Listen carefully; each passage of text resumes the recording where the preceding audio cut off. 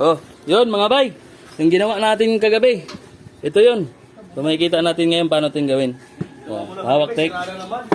Yan. Hindi, yung guma. Gumawa tayo nito para may pang-reserva. Pagdating ng customer, mabilis lang. Ito yung allowance extension ng Superman. Ayan, warak na. So, tulak na lang natin yan. Delikado na ito mga bay kasi pupudpud ito ng guma ng hindi pantay.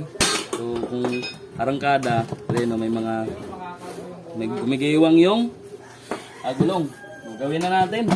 Mabilis lang to kasi may stock tayo. Linisan lang natin to, ibabalik natin to mga bay, no? Ito yung nakita nating video nakaraan na inistakan natin.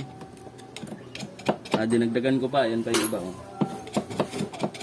Kasi delikado ito mga bay, lalo na kung mabasa ng langis, namamaga yan. Kaya yung mga tagas-tagas dapat maagapan kasi maraming maapektuhan yan. So, sausaw natin dito, tubig.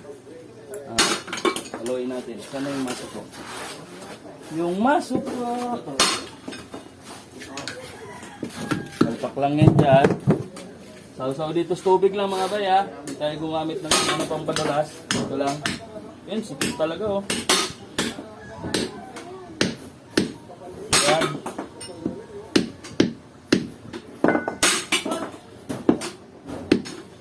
Yun, bawasan natin para hindi mahirapan yung mga mekaniko magsalpak.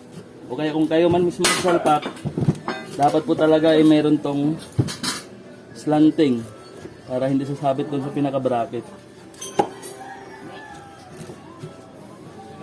Yun, kabila naman. Diba mga gawin, no? Mga bay, mabilis na lang pag may stock. So, hindi na kayo maghihintay ng matagal. Ito kasi yung matagal gawin, yung bushing.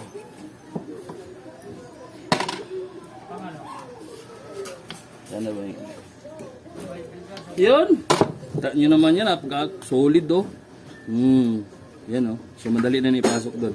Yun lang, maraming salamat Otek sa pagbibideo. Thank you. Thank you.